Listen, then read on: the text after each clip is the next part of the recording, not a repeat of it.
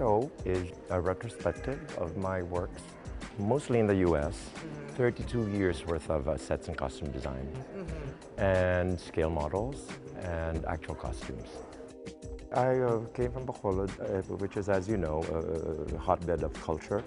As a kid, I was exposed very early on to the arts, specifically theater, which I loved, and Hollywood musicals. And my mother was a lyric soprano, and my father was an audiophile who collected cast recordings. So very early on, I knew that somehow I wanted to end up in show business. And so then, jumping to high school, I joined a local drama guild and started designing in a very amateurish way. And on to college at Ateneo, took a course under Amiel Leonardia, which was a stage design course. So that opened my eyes. I said, oh my God, it's a discipline, it's an actual discipline. So the following semester, National Artist Badong Bernal was offering the same course, and I insisted. I asked to take it again. They wouldn't let me. And I went to Badong and I said, can I sit in on your class?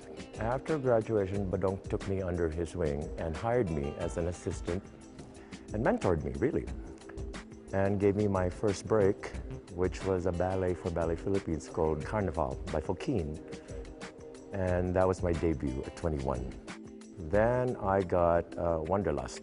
I had been to New York previously, and so I applied to NYU, New York University, got in, took a master's in stage design, and here I am.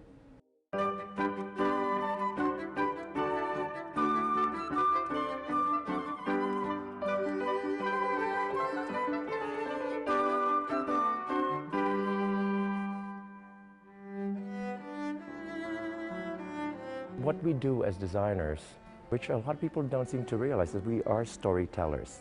So I always start with the text. I'm only as good as the script I'm reading or as the opera I'm designing. And I'm telling that story visually. And I'm hoping to create an environment for the show to happen. It starts with the text, and then you go into a research phase where you're looking at the context of when the material was written, the period, the time period. You also look for the tone of the piece. There are certain disciplines involved, like if you do 18th century, you follow the 18th century convention. Okay. If the tone is such that it's period setting, but the language sounds modern, then you try and capture that as well, in terms of using the period silhouette loosely and injecting modern touches to it. As with, I have a set of costumes for the Not Mikado, which is Gilbert and Sullivan, Japan, but done in wrap. So then I used Gaultier, I went to Thierry Mugler, Miyake. So that's the interplay. This is my drafting. Much like an architect makes plans for what he's designing, we do that as well. I'm an old warhorse. I don't do computer drafting. I still do it all by hand because I believe in the energy of a human hand. So I state that. They were blown up onto scrim as part of the display because Gino Gonzalez, who designed the installation, and I really wanted people to know that you don't just draw a pretty picture, you got to draft it and give it to the carpenters so that they know what they're doing. Everything is measured. It's to scale. Scenery is definitely easier because it doesn't talk. You paint a wall blue, it loves being blue. Costumes, it's a bit of you become a bit of a psychologist. You have to deal with actors and their egos, which is fine. That's your job. Ultimately, when that actor goes out on stage, he or she has to feel really confident and really beautiful, and that's the challenge. So the older I get, I'm leaning back towards scenery, but I do love them both. I like to be inspired by the person I'm dealing with, what she looks like, how tall she is, how short she is, how thin she is, how fat she is. And I work with a figure. I mean, I don't draw fashion figures like 6-foot-tall ladies, because in the theater, in costumes, you're really designing rich people, poor people, old people, young people. It's a different discipline in that respect. We're not dealing with perfection. We're dealing with imperfection, which makes it a lot more interesting.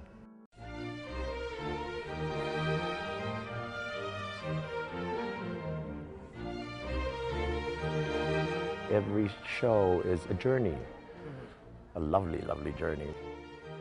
My favorite show will always be the next one. But that's my answer to that. But I have certain favorites for certain reasons. For instance, Elisir de More is a favorite in that I did this tilted frame that drove the audience crazy all night. And we added a flying Cupid so that when the story resulted at the end, Cupid flew to the top of the frame and straightened it. And then the audience went nuts. The Nutcracker is another favorite in that it allowed me to really realize a fantastical vision. Romeo and Juliet, designed for Ballet Philippines, is one of my very favorites only because my sister was Juliet. Seeing my sister wearing my costume, dancing on my set, and taking a bow with her at the end, oh, more than enough. Babes in Toyland, I love that for the level of craft on that show. I mean, I'm very, very proud of the model. The circus took a while to do. A circus is stuff, that and fitting elephants. The Ringling Circus is known for elephants, for fitting. So you have to, just part of your job as the costume designer is to design what they call elephant blankets for the big parade in the town. And that was an experience. I mean, I never thought I would experience fitting a live elephant. Carmen, New York City Opera costumes, tough, because it's a 4 acts. Every single person on that stage, 50 chorus people, plus supernumeraries, another 20, doing the March of the Toreadors. It was tough, but again, very gratifying, but tough. I did 2 shows for Radio City Music Hall. The first was their summer spectacular, which was called Gotta Get Away. And then they rehired me to do the Easter show, which was then the Easter Extravaganza. And that was fun, getting to costume the iconic Rockettes and getting to actually be inspired by the whole Art Deco splendor of Rockefeller Center. That's what I based it all on. The Jet Li film, yes. I was in China for 3.5 months, and I got to pick some sets to design. And I picked the Jade Warlord's Palace and the Peach Banquet, and experiencing China firsthand, you know, total immersion, not speaking a word of Mandarin or whatever, and somehow communicating with these amazing Chinese craftsmen.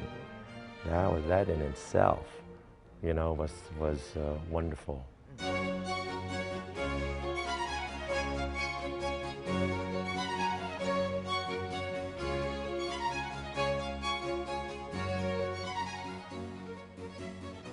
That's what I like about my life as an artist, is that you get to fit elephants, go to China, go to Paris, you know what I mean? Yeah, and get paid. And get paid, and have a lot of fun in the process. Certainly enriched my life and the way I look at the world, and been inspired by everyday mundane things and turned them into something glorious, hopefully, something inspiring, something ennobling. Joy is my favorite word when it comes to the work. I mean, it's joyful. Yes. I've learned that it's really just another way of living. And my role, as I see it, or my goal, as I wish it, is for me as a theater person and an artist to take you out of your life for 3 hours and take you somewhere special.